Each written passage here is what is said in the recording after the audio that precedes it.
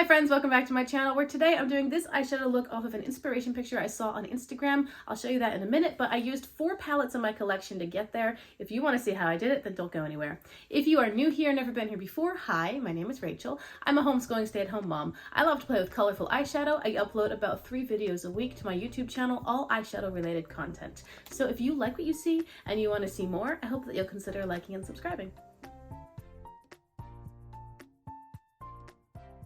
So for today's video, I actually pulled out 4 different palettes. There's a look that I want to recreate I had seen on Instagram. I'll post it up here for you with the original creditor. This, by the way, this account always beautiful eyeshadow looks. So if you want to follow them on Instagram, you will not be disappointed.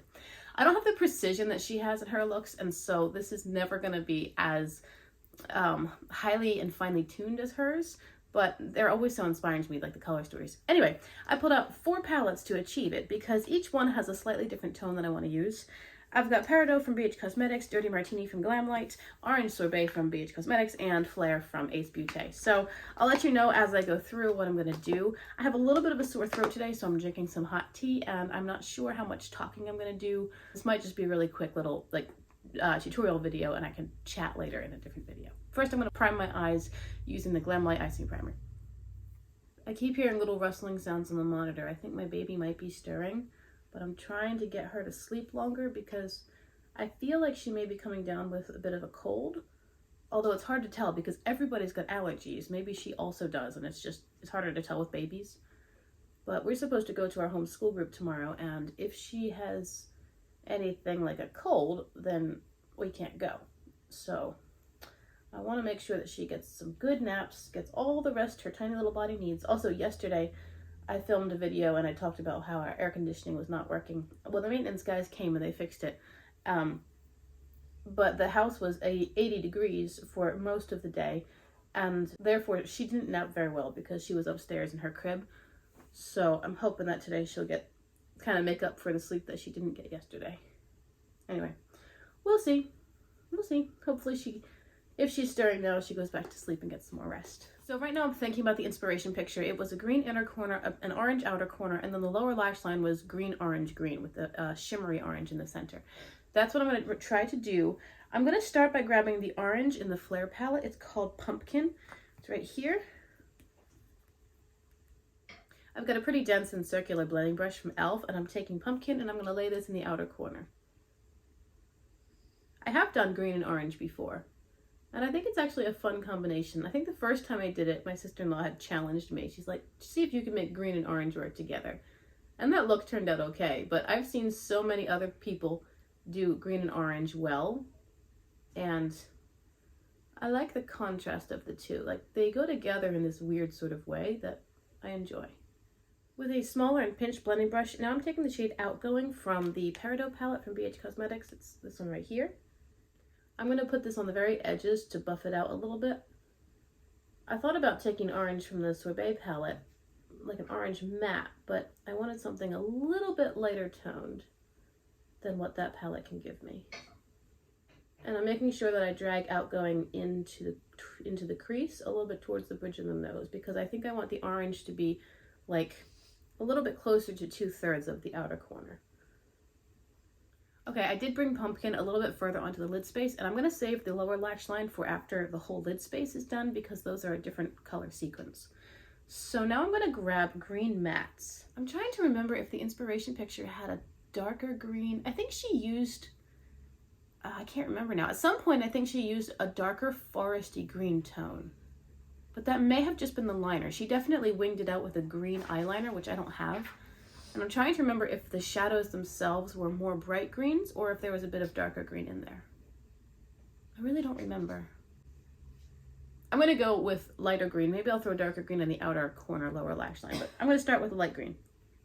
Actually, I'm going to start with my tea. All right, so for this light green, I actually want to pile 2 colors on top of each other. I'm going to grab Green Olive from the Dirty Martini palette.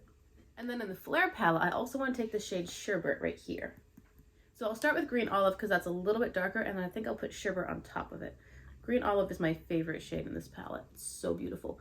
I'm going to put it on most of the inner corner.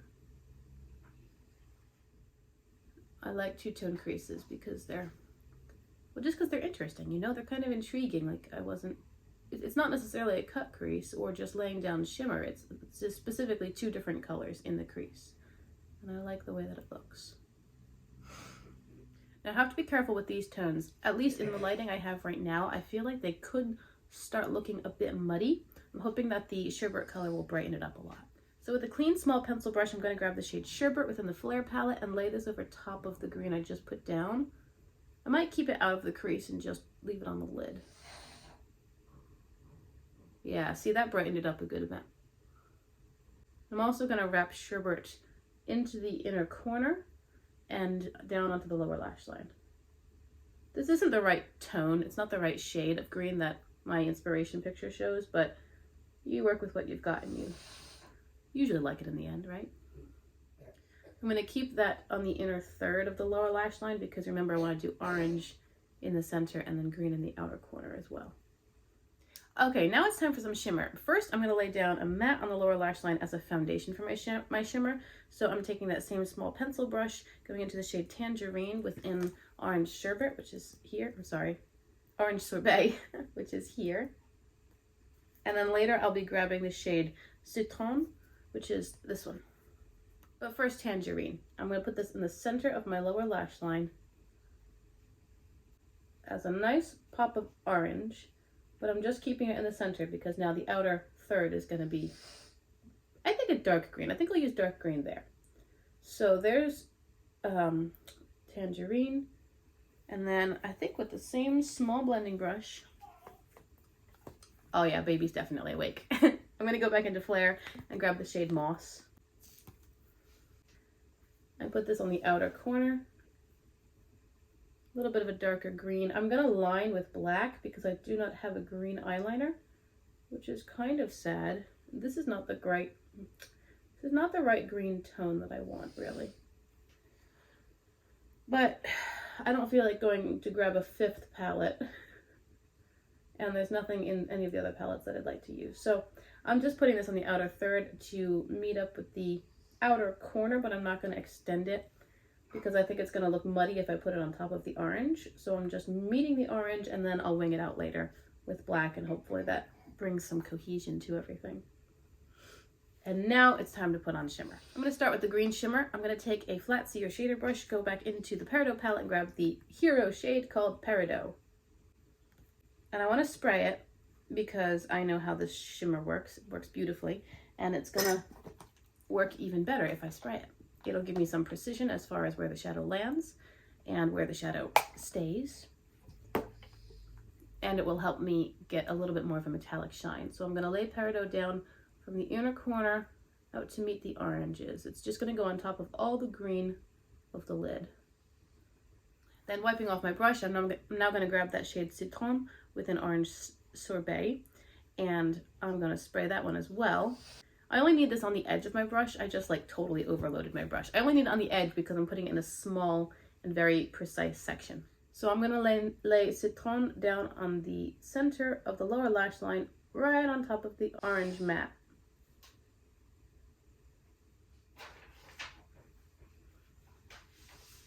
And there you go. That's how it's going to look. I'm not sure about a waterline color. I'll have to think about it, but I'm going to go off camera and finish it all up. And then I'll be back and you can see how it looks at the end.